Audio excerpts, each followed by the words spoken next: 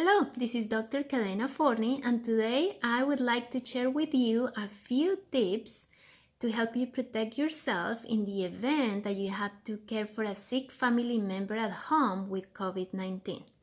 As you know, my husband contracted the virus about a couple of weeks ago, and I had to care for him at home. Fortunately, he's doing so much better. He has fully recovered. He has completed his quarantine period. And our two boys, and I are still doing very well. We are healthy and we have no symptoms. All right, so I'm going to tell you what we did.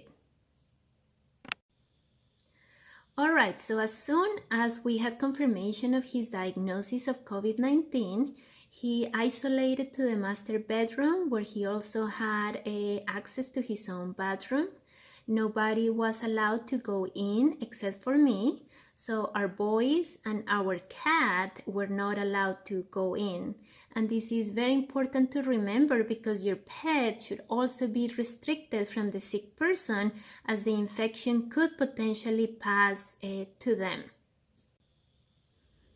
So we have a small refrigerator in our master bedroom, so I make sure to stock that up with lots of drinks and water and Gatorade. I also put a big bag with snacks for my husband to grab at any time. That way he didn't have to call me requesting for those. I really try to minimize my time going into the bedroom to avoid exposure, but of course when you are the caregiver of your sick patient or your loved one, you don't have to go in to check on them and just see how they are doing. So every time I went in, I make sure to wash my hands right before and right after, immediately after I left the room. I also wipe the handles of the door every time I went out. I also wore a mask like this every time, and I wore goggles like this to protect my eyes. I tried to keep my distance from my husband as much as possible when I was in there, but of course, you know, there are times that I had to get closer to him. For example, when I check his temperature, I use a non-contact thermometer like this. And when I deliver his medications, I would put them on the nightstand so he can grab them anytime. When I deliver his food, I would normally do it on paper plates using plastic forks and spoons. That way it would be easier just to throw them after each use. He also piled up his clothes in a place, and basically we just washed them at the end. I just didn't really want to touch anything that he had been wearing if I didn't have to. So that's what we did. Remember, it's very important to remember that your patient and your loved one needs to remain in isolation for full 3 days or 72 hours after they haven't had any symptoms.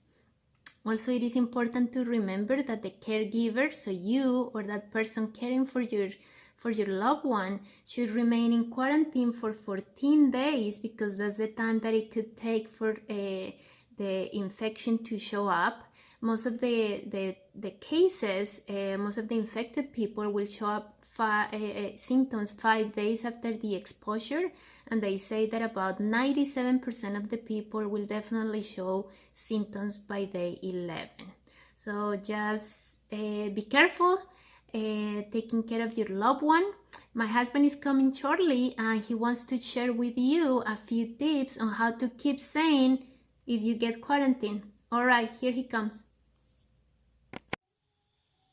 Okay, so I guess I'm supposed to give you some tips on how to keep from going nuts while you have the COVID virus. First of all, I hope you don't get it, but if you do, here's some things that helped me out. Number one, sleep. Your body's going to tell you when to sleep, and just listen to it. I slept an awful lot in the early days of it, but try not to get out of a major routine. In other words, don't sleep so much that it's going to be hard for you to sleep through the night. Okay, you don't want to be waking up at 3 in the morning, twiddling your thumbs and not being able to go back to sleep. Number two, the biggest challenge that I found was the isolation, right? Cabin fever, going bored, staring at the same four walls. So not being able to hug your kids or talk to them in close proximity. So just know that it's going to be a little bit of a struggle for a while. Keep a positive attitude. Talk through the door or through the crack in the door, and just kind of try and keep those relationships going, but just stay positive.